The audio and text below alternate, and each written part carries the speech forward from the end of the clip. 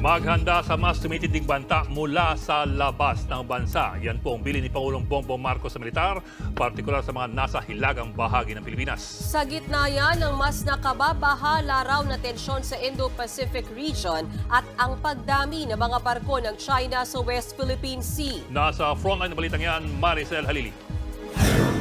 Sa kanyang pagbisita, eto, mismong Pangulo na po ang nagsabi maghanda na tayo. Kaya dito, sunog na naman yung mga tangang Ensimada vlogger. 'Di ba? Ano sinabi ng mga Ensimada vlogger? Hindi, kayong mga pro-China, fearmongering lang kayo. Tinatakot nyo lang yung mga tao na magkakagera. 'Di ba yun yung sinasabi nila noon? Fearmongering lang kayo, fearmongering. Paulit-ulit yung sinasabi nila. Tinatakot nyo lang yung tao na magkagera pero hindi naman magkakagera. Walang ganong mangyayari na gera. O, naalala nyo, sinasabi nila yon. Tama, mali. O, di ba? Pero this time, yung mismong presidenteng kanilang binoto at hinahangaan na nagsabing sa ating mga sundalo, get ready. Ito ho'y pronouncement ha. Hindi ho ito, oy, ano kayo dyan ha? Handa lang kayo. Prepare lang kayo ha. Hindi ganun to. Ito talagang inutusan niya na get ready. Ha? Ito na, malapit na. So, ibig sabihin, totoo yung fear natin noon na possible na magkagera anytime. Puputok na ito. Ayan o.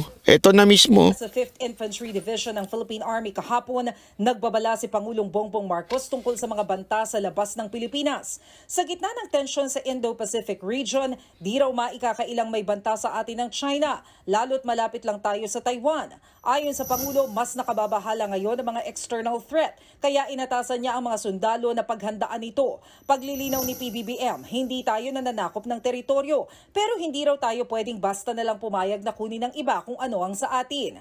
Kasunod niyan, kinumpirma ng Armed Forces of the Philippines na dumami ang namataang mga barkong pandigma ng China sa West Philippine Sea. Oh, ayan. Ang ginagawa talaga, medyo ginagali tayo against China. Tapos, pinag-prepare na ng ating Pangulo ang ating mga kasundaluhan ready na anytime. Tapos, eto namang China, naka-ready na rin, naka-forma na rin. Huwag niyong kakalimutan yung mga revelation ni Sas Roganda Sasot noon na anong sinabi niya, nilabas yan sa journal ng Amerika na ready na makipaggera at eventually inaantay na lang maggegera na ang Amerika at ang China. Tapos, biglang kasali na tayo ngayon. Nagigets nyo? Tandaan nyo, before this awayan sa WPS, meron na talagang alitan ng Amerika at ang China because of Taiwan. Yung issue ng Taiwan na bilang probinsya ng China. May away na sila dyan. Ayaw bumigay ng Taiwan at yung Taiwan humingi ng tulong sa Amerika. At yung Amerika nangakong poprotektahan ng Taiwan. Kaya pagka namilit ang Taiwan, papalag na ang China. Yan yung gera talaga eh. Yan talaga yung punot dulo nito eh. Siyempre, strategic yung ating posisyon. Pag titingnan nyo, ito yung China, ito yung Taiwan, ito yung Pilipinas. Ang Amerika malayo. So kailangan nila ng base o base na malapit-lapit, doon nila dadalhin lahat ng kanilang kagamitan panggera laban dito sa China para sa labanan ng China at Taiwan. Nakita ninyo? Tingnan nyo sa mapa, China, Taiwan, Pilipinas. O kaya nga 'di ba meron part sa Pilipinas na sobrang lapit na sa Taiwan, tapos ang Amerika sobrang layo niyan. So, lugi. Ika nga pag sa agawan base, alam niyo agawan base, pag masyadong malayo yung base mo, lugi kasi para magbe-base ka doon para sinong nahuli, siya yung alam niyo agawan base, 'di ba? Kung sino yung nakakawak doon, o ikaw huli ka nakahawak, pwede kang tayain. Parang ganun din yun. Alam nyo ba yung konsepto ng agawan base is really a concept about war? Kasi importante na bumalik ka sa base, kumuha ka ng kagamitan, panlaban. Okay? Para sa mga nakakaalala nung laro na yan, kukuha ka, uuwi ka doon para kumuha ka ng panlaban nun. Kasi hindi naman unlimited yung bala ng ginagamit sa ship o di kaya doon sa ganun. So kailangan nila ng malapit na base. Tayo ho yun. Hello guys, good morning. So, ngayong umaga mayroon akong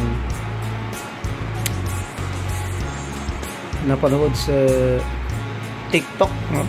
Si Banat B.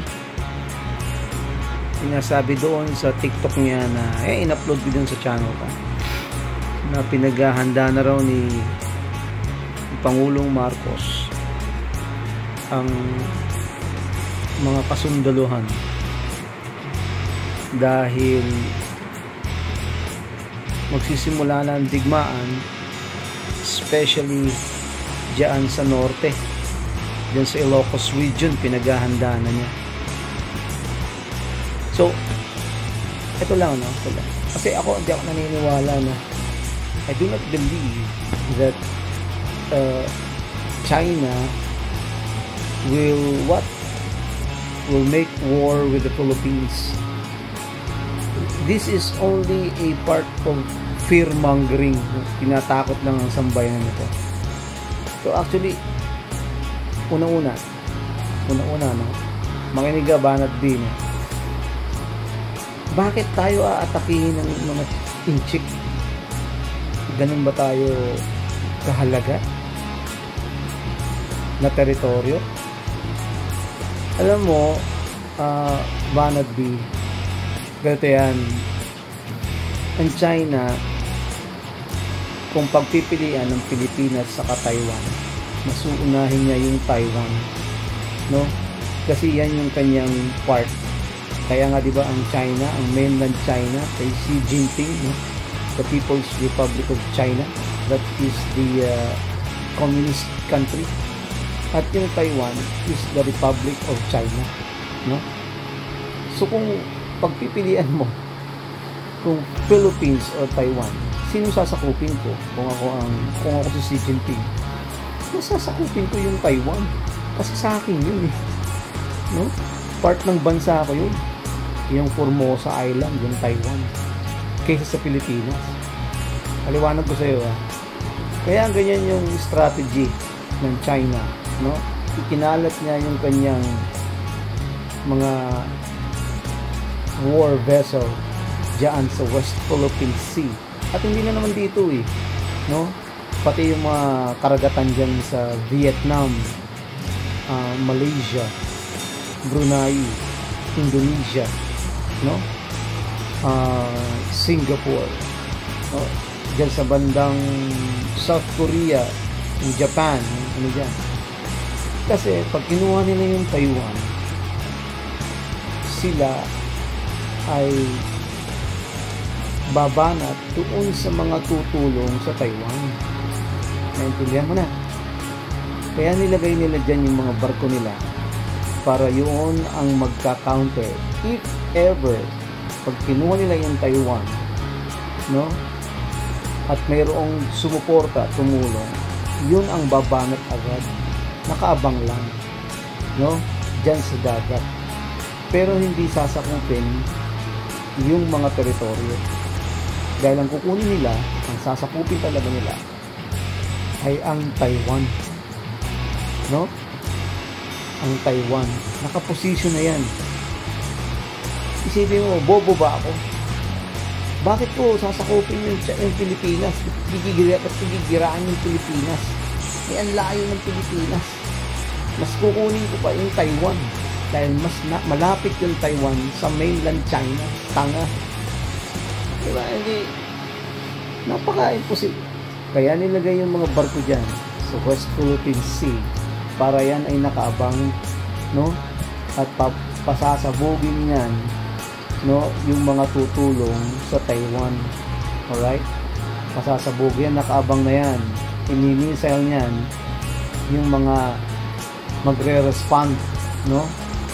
So magte-take off ka pa lang dito sa Subic, no, sa Clark, babanatan ka na dito ng mga missile para hindi ka na makatulong sa Taiwan. Pero that's the first thing that China will do, right? To what do you call that? To conquer Taiwan. Parang ano lang yan eh, guys eh. Parang Russia yan saka Ukraine. Sira ulo ba ako? Bakit ko sasakupin yung ibang bansa? No? Mas kukunin ko na yung dati kong probinsya. Ang mukha ng Ukraine is once upon a time a province of Russia. No? So, ganun ang diskarte yan. Kaya, kayong mga kababayan kong Pilipino, do not be afraid. This is only fear-mongering. No? Tinatakot lang tayo na ito. There will be no war. The war will emanate first with Taiwan. China and Taiwan. China conquering Taiwan. No? So itong mga to nilalapag lang nila dyan. Pang ano lang yan. pang-andap, no? Pangbantay kung sino tutulong sa Taiwan, gigirahin nila by sea. Hindi para sakupin ng bansa, no? If you know how to analyze, no, the war, particularly in terms of economic resources, no, and syempre ikaw nagtitipid ka ng fuel, no, titipid ka ng fuel, so you will not do that. That's very impossible. That is an impossibility. So huwag kayong matakot, huwag kayong maniwala sa mga kumakalat lang. Alright? So yun guys, and God bless us all. Bye.